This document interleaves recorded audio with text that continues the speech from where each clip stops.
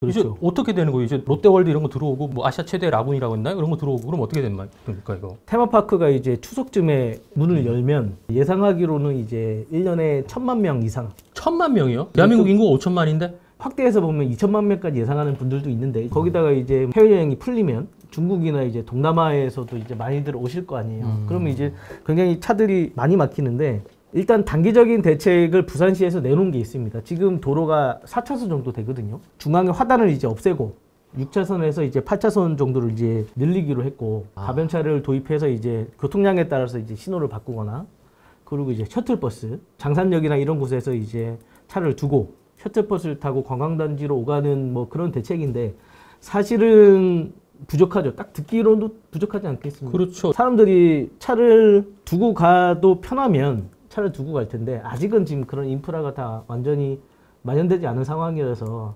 아마도 예상컨대 테마파크가 이제 오픈하고 하면 굉장히 극심한 정체가 빚어지지 않을까 뭐 이런 예상을 해봅니다. 공자님도 자녀분들이 있으시면 아이들이랑 외출하는데 그렇죠. 차를 두고 셔틀버스 타고 가자 이렇게 되면 이제 그때부터는 헬게이트 오픈이잖아요. 아빠 뭐 다리 아파 이렇게 나올 텐데. 아이들 키우면 짐이 많아요. 네. 짐이 많은데 이제 셔틀버스 타고 이렇게 가는 게 쉽지 않죠. 그렇죠. 장기적인 대책이 필요할 것 같아요. 이렇게 되면. 그래서 이제 금정구에서 이제 오시리아 관광단지까지 오는 이제 터널, 반송 터널. 반송 터널, 네. 그리고 이제 장산로가 많이 막히기 때문에 센텀시티에서 이제 바로 연결되는 이제 접속도로를 짓겠다 이런 계획이 있는데 짓는데도 한 3년에서 4, 5년 걸리거든요. 그리고 이제 더 좋은 대책이 이제 도시철도를 이제 오시리아 그렇죠. 관광단지까지 연장을 하는 겁니다. 이제 근데 요것도 지금 뭐 비용이 많이 들고 짓는데 시간이 많이 걸리기 때문에 이것도 장기적인 대책이어서 아마 한 몇 년간은 저희 이제 뉴스에서 자주 다루는 주제가 이제 오시리아 관광단지 교통체증 그리고 불법 주차, 쓰레기 무단 투기 이런 부분들이 좀 문제가 되지 않을까. 아 쓰레기 무단 투기도 맞나 보죠. 공원이라든가 도로가에 이렇게 차를 이제 무단으로 지금 대놓고 담배를 피시거나 쓰레기 이제 버리고 가시는 분들이 많은데 아직 이게 단속 주체가 이렇게 확고하게 이렇게 나눠지지 않은 편이라 그게 좀 눈살을 찌푸리게 한다 이런 얘기들을 주민들이 많이 하시곤 하시거든요. 공 기자님 또 그 오시리아 관광단지 옆에 이제 근처에 사시다 보니까 오다 가다 이제 많이 만나고 뭐 지켜보고 하셨을 텐데 오시리아 관광단지 어떻게 보세요? 오시리아 관광단지가 이제 처음 이름이 이제 동부산 관광단지였어요. 맞아요. 계획이 시작된 게 1999년이고 첫 삽을 뜬 게 11년 전입니다.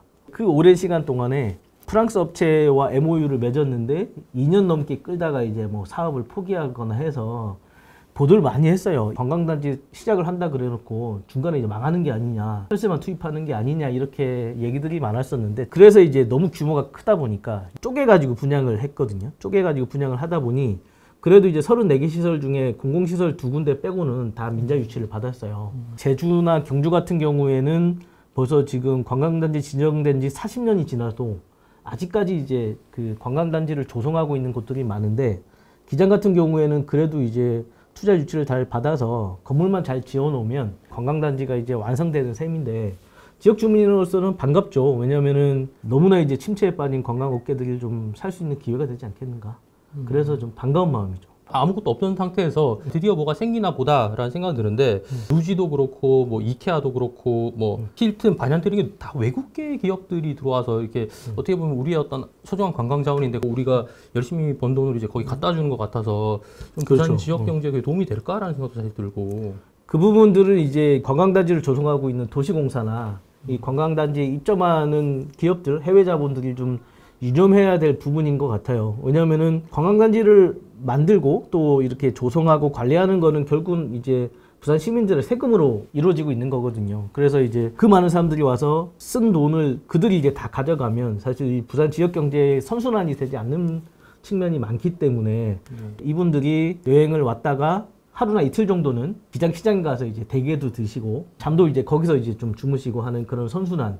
도시공사나 뭐 기장군이나 부산시나 우리가 좀 신경을 써야 되지 않겠는가.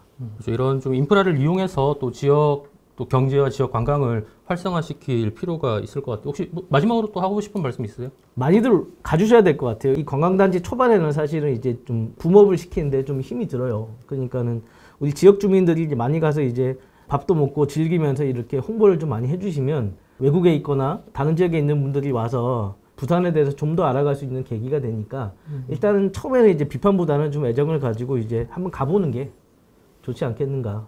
루지 한번 체험하시더니 너무 약간 공허론자.